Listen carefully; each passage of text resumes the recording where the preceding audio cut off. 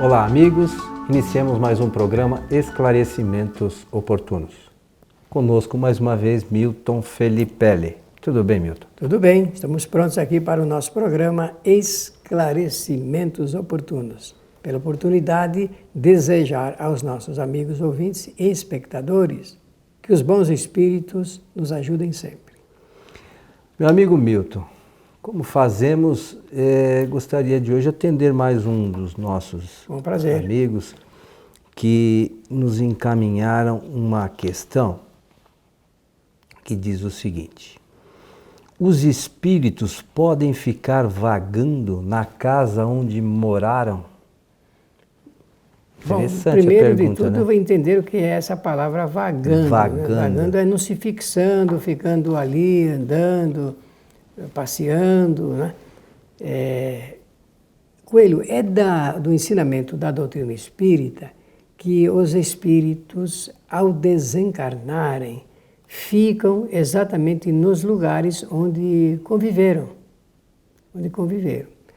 Em muitos hospitais, por exemplo, os espíritos ficam perto porque eles estão magneticamente presos ainda àquelas circunstâncias e situações deles ali. Depois, é claro que são de alguma forma atraídos pelo pensamento dos seus familiares nos lugares onde moraram. E é natural isso, porque realmente a pessoa passou experiências e mantém laços de afetividade junto dos seus familiares. Então fica assim, todas as casas são repletas de espíritos. Eu penso que não estou assustando ninguém, porque esse é um ensinamento do Espiritismo. Onde vão ficar os espíritos? Eles ficam em meio aos seres humanos. Quem diz isso é Allan Kardec, e fala desde o Livro dos Espíritos até outras obras de Kardec que tratam dessa matéria, de que nós convivemos com os espíritos, eles estão em nosso meio. E por que não dizer, nós também estamos em meio deles? Na verdade, se nós formos analisar, nós é que estamos no meio deles, porque o verdadeiro estado é o estado de erraticidade. Então, os encarnados que estão no meio do estado de erraticidade. Agora, o Milton, uma outra maneira que os espíritos disseram a Kardec, que os espíritos estão se acotovelando. Essa expressão é muito boa da parte dele. Que estão se acotovelando conosco. Então quer dizer que estão aqui ombro a ombro, né? É uma multidão. É muito maior o número dos invisíveis do que dos visíveis. De forma que, se temos aí um número X de pessoas, espíritos encarnados, temos um número muito maior dos desencarnados. Nós estamos aqui em nosso estúdio, certamente estamos com os nossos técnicos que estão trabalhando, estamos com os espíritos em quantidade, participando, e eles estão aqui porque se interessam pelo assunto que nós desenvolvemos aqui na mesa. Pensando assim, nós podemos dizer então, né, sobre essas questões, que os espíritos estão por toda parte. Bem apropriado, isso aí. Agora, Milton, como é que, às vezes, nos trabalhos das casas espíritas, alguns deles se apresentam, muitos ainda imaginando que estão encarnados, né? Sim. Como já falamos em outras ocasiões.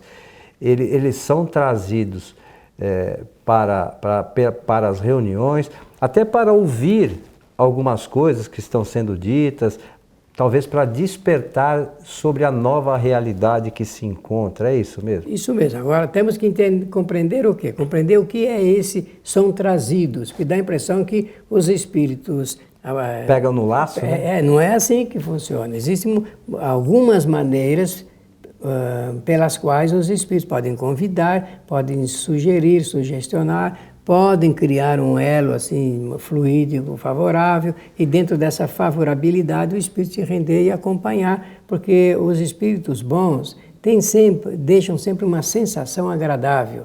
E quem é que não quer estar perto de uma pessoa ou de um ser invisível que deixe uma agradabilidade? Todos nós queremos. Claro. Então, eles são conduzidos dessa forma, para o ambiente onde poderão ouvir um esclarecimento ou receber ali alguma ajuda fluídica para se livrarem das suas perturbações e tudo mais.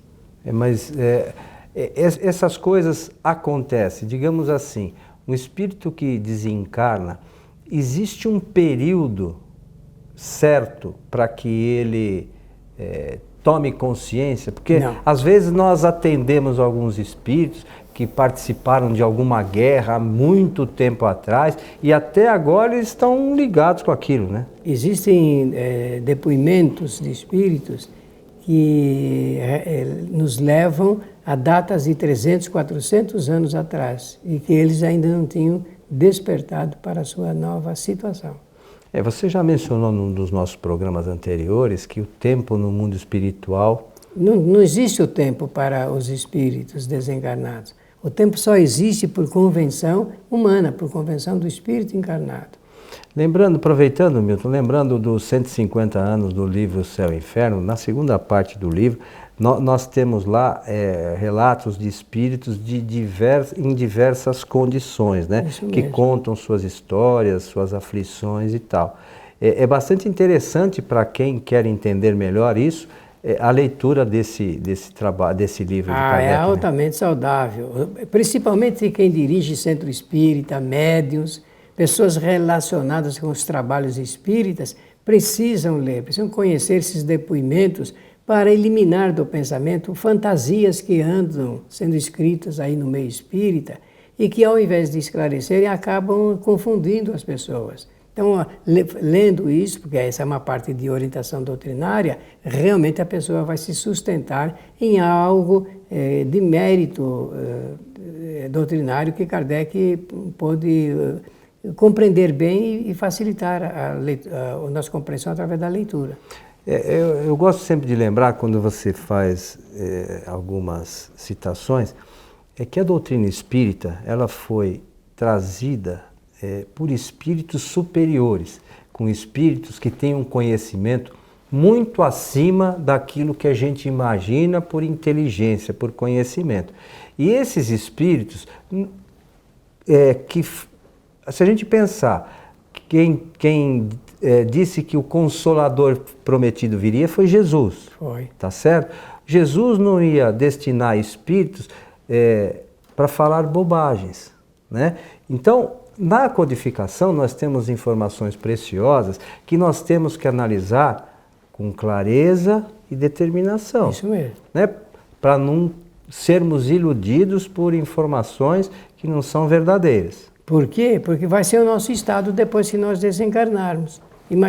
Imaginemos que, se a gente só tomar conhecimento pelo lado falso da questão, como é que nós vamos nos observar, digamos, depois da desencarnação? Então é preferível que a gente saiba exatamente o que vai acontecer conosco, e é por isso que o livro Céu e Inferno é um guia para mostrar as mais variadas situações pelas quais passam os espíritos no seu trânsito, né? Desta encarnação para o lado da erraticidade. E Kardec fala por diversas vezes que a gente não aprende só com espírito elevado, né? Então tem alguns relatos, tem daquele Baltazar, o gastrônomo, né? Que fala da comida e fala sobre as questões de alimentação, todo. E tem também, que eu já comentei aqui, eu gosto sempre de lembrar, daquele espírito do danado, que também esse relato está na Revista Espírita, que o espírito veio trazer o relato de o que ele fez, aonde ele ficou, né? Como é que isso se dava e depois como é que, através dos atendimentos, nas evocações, a gente falou sobre isso no programa que tratamos desse tema, como é que ele foi esclarecido sobre a sua condição e seguiu sua caminhada, né, Milton? Isso mesmo. Essa parte do livro Céu e Inferno, realmente ela é muito importante por esse aspecto. Agora, me permita, Coelho, voltar aqui ao tema do nosso ouvinte, o espectador, sobre os espíritos que ficam nas residências. Então, temos que perguntar, como pesquisadores, por quais razões os espíritos ficam ali? Porque tem que ter uma razão. E as razões são as mais variadas. A primeira delas é para dizer que eles estão vivos. É o testemunho deles, que não morreram, que o corpo está ali em decomposição, mas eles estão vivos. E segundo, para chamar a atenção dos familiares para alguma questão, impendência da família. Terceiro, para reclamar de alguma providência. E outro ponto é para, com certo grau de ódio, de vingança, porque existem problemas de relação entre familiares, e para agredir mesmo certos familiares, e sempre mais alguns outros motivos que o espírito fica nessa situação. A segunda pergunta é como resolver isso? Já que se a gente não deseja a convivência com os espíritos, coisa que é difícil de eliminar, né? Então é preciso ter conhecimento e dialogar com o pensamento com esses espíritos. Porque é possível, a nossa linguagem com eles é através do pensamento. Então, olha, eu sei que você está aqui, mas não é mais a sua casa, você não mora mais aqui, você não reside. Então, eu peço que você mostre o que você está precisando, o que você deseja, para que a gente possa realmente resolver essa sua situação, aliviar o seu sofrimento, muitas das vezes, e tudo mais.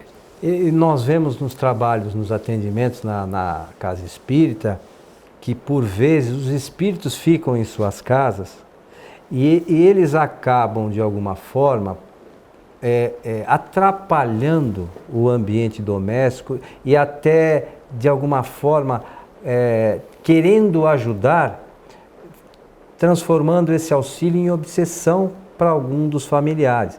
Então a gente vê relatos, por exemplo, de pessoas que encaminham e-mails para a gente solicitando isso. Parece que meu pai desencarnou e continua aqui na minha casa, mas está uma situação negativa. E aí a gente faz o trabalho que nós já comentamos, e outros centros espíritas também fazem, da evocação, chama esses espíritos, conversa com eles, e a maioria, para nossa, agora já não mais, mas no início, sobretudo, para nossa surpresa, continua achando que estava encarnado, e dizendo sempre que queria ajudar, né? E acaba transformando, por não ter mais a condição de auxiliar, ele acaba transformando esse auxílio em problema, né? Exatamente. Portanto, não imaginemos, meus amigos, que seja possível a gente retirar o espírito do ambiente doméstico, porque mesmo que seja possível uma vez fazer isso, por alguns mecanismos, eles retornarão depois. Então, o melhor é esse procedimento do diálogo em nível de pensamento, de bondade, de preces, pedindo ajuda. No livro que escreveu para fazer algumas indicações de preces, modelos de preces, Kardec inclusive tem um modelo de prece para atender a esta necessidade também. É muito importante que a gente tenha ciência disso. A gente vê às vezes os filmes novelas e tal, que mostram a ação desses espíritos, mas nem todas elas são como realmente acontece. Algumas são um pouco fantasiosas, né? O cinema exige isso, né? O cinema exige uma beleza plástica e alguma coisa impactante, exatamente para chamar a atenção. Mas combinando então o que a gente vê nos filmes com os ensinamentos da doutrina, dá para a gente entender muito bem, dá para compreender exatamente como acontece. Kardec se interessou por essa matéria. Ele quis saber onde os espíritos ficavam depois da sua desencarnação. Não passou despercebido. Isso aí ele foi um observador cuidadoso nesse particular. Como nós já lembramos os relatos apresentados no livro O Céu e o Inferno, resta dizer o que Allan Kardec, quando fala a respeito da convivência com os espíritos, e esse assunto da presença deles domesticamente falando, ela exige que nós saibamos que os espíritos estão sempre precisando de algo. Sempre precisando de algo. Porque a nossa vida aqui na Terra se traduz por acontecimentos os mais variados, e sempre os espíritos saem daqui do planeta, saem da encarnação, com pendências de ordem moral, uns para com os outros. Quando eles ficam em um ambiente, eles se relacionam principalmente com aqueles com os quais mantêm essas pendências. E é preciso que saibamos como conduzir esse assunto para que a pessoa saiba disso, porque só o conhecimento é capaz de resolver e solver o drama que acontece, como também fazer com que o espírito saiba que ali já não é mais o seu local, que ele tem todo um trabalho a ser feito, toda uma trilha a ser percorrida, que o espaço é a casa deles. E eles podem ir e vir, né? Que eles podem a qualquer momento fazer isso. Lembrando também que os espíritos podem vagar nas casas, mas por vezes pelas casas vagam outros espíritos, né? Ah, com certeza. Né? E quando não, alguns encarnados ficam vagando também. Mas eu quero lembrar aqui, porque a gente acaba atraindo alguns espíritos pelo pensamento, e eles acabam ficando ali naquele ambiente que nós vivemos, né? Ou trabalhamos, enfim, os locais onde a gente frequenta. Existe sempre bares, por exemplo, deve ter um monte de espírito, mas com os objetivos talvez não sejam os melhores, né? O ambiente público é sempre mais favorável a esse tipo de situação. Agora, em casa, domesticamente, é por esse efeito que você está salientando mesmo. São os sentimentos, os acontecimentos e os pensamentos presentes. Você sempre lembra, eu me lembro bem disso nas suas palestras, de que a pessoa que fica pensando muito no ser que já desencarnou, isso é uma fonte de atração permanente, mantendo até um certo imã de atração entre todos. Então é preciso que a gente saiba como conduzir isso, sem esse sentido de desligar, de mandar embora, de expulsar o espírito, porque, aliás, não é nosso trabalho. Se alguém pensa que nós podemos desligar o espírito de um ambiente expulsando ele dali, esse não é o nosso trabalho. Nosso trabalho é o do esclarecimento para que o espírito ele possa saber da sua nova situação e o que dele se aguarda daqui para frente. Mesmo que haja entre esse desencarnado e nós uma certa animosidade, né? Mas conforme você mencionou que nós conversando mentalmente com esse espírito, de repente pedindo desculpas se houve algum contratempo do passado, enfim, de forma que ele possa retomar a sua caminhada, né, meu? Ele sente, quando é sincero o pedido de perdão, o pedido de oportunidade para voltar a se reajustar. Então ele sente no sentimento e na emoção esse grau de sinceridade. Mas se não é ao contrário, também o inverso ocorre. Então é preciso que a pessoa faça com muita sinceridade esse diálogo, mantenha esse diálogo com sinceridade, com honestidade, a fim de que o irmão desencarnado possa se recompor e ajudar, ao final, as pessoas. Seu Milton Filiperi, estamos encerrando mais um programa Esclarecimentos Oportunos. Esperamos que tenha sido de bom o esclarecimento para as pessoas que perguntaram e agradecer a generosidade da atenção e o nosso melhor desejo de que os bons espíritos nos ajudem sempre. Gostaria mais uma vez de lembrar aqui que no nosso site kardec.tv nós temos disponibilidade uma infinidade de programas. Um tema relacionado com essa questão é a influência dos espíritos em nossas vidas. Nós temos mais de um programa sobre essa temática, temos inclusive nas palestras da fraternidade algumas com este tema, né? Com expositores diferentes, para quem quiser estudar realmente essa questão e compreender essa questão, sobretudo, acho que é bastante útil. É de bom vídeo. Né? Então nós temos lá diversos programas sobre essa temática, temos programas também relacionados a isso, sobre questões da obsessão. É só entrar lá na busca, digita obsessão, né? E aí você vai encontrar esses programas que eventualmente pode auxiliar alguém do seu relacionamento que esteja necessitando de uma informação a esse respeito. Então fica a sugestão, e a vocês que estiveram conosco, esperamos encontrá-los em nosso próximo programa. Até lá!